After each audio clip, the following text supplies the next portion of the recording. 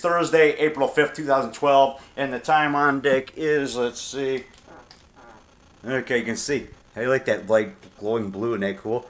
There's the time, 10 to 1 p.m. Chicago Central Time, and yeah, and it's been 3 days since that terrible, vicious, terrifying, horrifying dog bite I got, but a big, white, old, mean German Shepherd in the parking lot over here at Jewel and Displays over there at Oakton and Lee Street on the northwest corner. In the far end of the parking lot at 8:15 p.m. Chicago Central Time in Displays, Illinois. But anyway, here's the bite. Well, I was wearing my Monster Bash shirt, by the way. See, I got my Glenn Strange Monster Bash shirt. Here's the bite. Here's the horrifying bite. See, there's my pants. Oh, I gotta keep my balance here. I'm on the chair. There's, you see, the pants are all ripped up. Look at this. Look at that, man. That dog ripped up my best pair of pants. Look at that, see? Look at that, man. There is the bite. There we go. There we go. There it is. There you see the horrifying bite. Look at it. It's getting all black and blue now. Look at that. There is, see? There's the teeth marks right there. There is the scar. You see? And it goes around here. All black and blue. Look, there's a fang mark, right, puncture mark right there. Look at that. All black and blue around. I mean, and there's another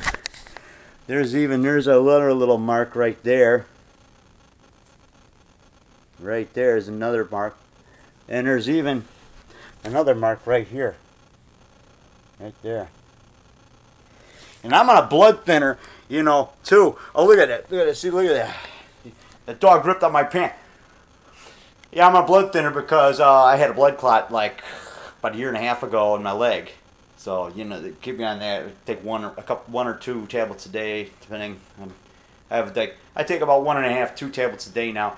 But the point is, you know, Coumadin right here from the VA. And now yesterday, my good doc, gave me some antibiotics for free from the VA, because I get that stuff free. I'm a veteran. I served my time, 4 years in the Corps, from 76 to 80. And, you know, so I earned it. I was a vet. My pal Bowie Gould from Chicago, fellow Chicago Golden Gloves boxer. Yeah, he was in a Subic Bay boxing team with me out in the Philippines. And he was a Chicago Golden Gloves boxing champ in 74, a welterweight champ. And then he moved up to middleweight. He fought Johnny Lira the next year for the middleweight championship. And he lost that close one, but he knocked down Lira, man. He knocked him down. Yeah, it's bad. But Lira won a decision. He's a great fighter. Got up to win. But, you know, Bowie knocked him down, man. Yeah, it's okay. But anyway, I got my Monster Bash shirt. I was wearing it. So, you know, those good days from the Marines. I boxed on the Subic Bay boxing team, and I boxed 76, 88, 89, 90, and 91. I boxed during 3 decades, 70s, 80s, and 90s. I'm the first fighter to fight during 3 decades of Chicago Golden Gloves. I'm the first one to do that. And then a couple guys did it like the same week after me. And Rocky McCord did it, and then this other guy, what is his name? He did it like the same week. You know, that's kind of, we all boxed during the 70s, 80s, and 90s. Okay, anyway, okay, that's it. I just want to show you, I'm going to have some nice hot Java. Here's some Java. That I'm okay. Thank God I'm okay, you know. Amen. Good, good, good. Ah, that's a good job. I had my free tetanus shot last year, which protects me, and the dog also did not have rabies, because when the cops arrived at the scene, they checked. When the fuzz arrived at the scene, here come the fuzz, here come the fuzz. Like, here come the judge, Judge Mathis. Hey, Judge Mathis, bad, man. I mean, he is bad. He's tough. He's like bad Leroy Brown, but he's on the good guy's side. He's a good lawyer. He's my favorite. I love Judge Mathis. I gotta take this to Judge Mathis and win. You know, I'm not out there just trying to take advantage of these people. These poor people out in the boondocks or out in the woods or in the backwoods, whatever, whose dog bit me. I want them to be able to afford to raise their daughter, and I don't want to take, you know, I don't want to sue them for a lot where they can't afford to pay for their daughter's education. You know, because I care about, believe it or not, I care somewhat about people. Even my enemies, I care somewhat about. I just don't like what things they do. I don't like some of that. I don't like how that lady didn't hold back her dog with like a 15-foot leash. That's what upsets me. She should have held it. She should have pulled it back and not let it bite me. I wasn't attacking her dog. I was telling her she needs to keep her dog away from people because it looked like the dog was going to attack me earlier. And I said, hey, watch your dog. It's on. And And then I turned, I was going to walk into the Jewel to go shopping. That's what I wanted to do. So I could get home in time to watch Ellery Queen from jolly old England, jolly old Britain. Ellery, you know, Jim Hutton. Ellery Queen.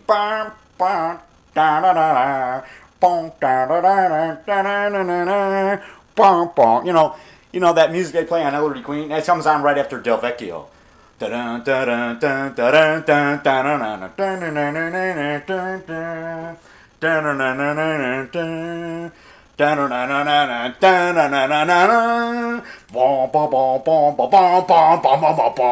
Judd Hirsch in his greatest role. You know, he was on Taxi. He's guy would hit on, you know, meaning come on. Well, actually, Mary Lou Henner came on to him. Mary Lou Henner, the cousin of Rocky McCord, who I just mentioned, who boxed 3 decades Golden Gloves within like a couple days after me. His fight was scheduled after mine. Sure, he came up with the idea. He said, Rock, I want to be the first to fight 3 decades, but the Golden Gloves people scheduled my fight first. Rocky thought it up, so I figured he should fight first. But see, I was a light heavy. He was a heavyweight. And they said, we're sorry, Rock, you know, you come on first. You're light heavy, you know, whatever. That's the way they made the schedule. So, by fate, my fight was like 2 nights before Rocky's. But, whatever, a night before, whatever. But anyway, the night before. But the point is, you know, we've all boxed 3 decades. About the same time, you know. It's just that my fight was scheduled like a day before Rocky's, McCord's, but whatever. I wanted to keep fighting. I just wanted to keep fighting Golden Gloves. I went out for 92. Rocky didn't even go out for the 92 Golden Gloves. I went over there to register, but they wouldn't let me fight because they said they changed the age limit to 32 in 92. Because 92 I wanted to be in Golden Gloves again. But anyway, and I was 35 then. In 91 I was 34 for the 1991 Chicago Golden Gloves. That's when that marked my 3rd decade I competed. Anyway, but like I said, I just wish these people would hold back their dog. And when I said, when it went the first time, I said, hey, watch your dog. Keep your dog back. I said, and then I was turning to go. I wanted to go to Jewel because I was in the parking lot. I wanted to get through my shopping to get home in time for Ellery Queen to see like the last half hour. Because I'm walking, you know, I don't have a car. But the point is, anyway. And she turns around and she says, how dare you talk to me about my dog like that? Or, you know, and I turned and I couldn't believe she was complaining because it was just a natural response. I got scared when the dog went, you know, it was a big, mean dog. Furry, white fur, German Shepherd.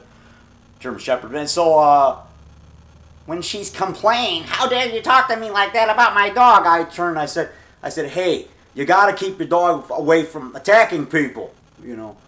And I thought I heard her say, like, well, maybe I will. And then I could hear, I started remembering after this attack, she said, get him. I remember hearing, like, get him. And then the dog ran around the car. It has a leash, like a 15-foot leash, and it kept running and running, and it came and started biting him. I'm like, oh, I don't believe it. It's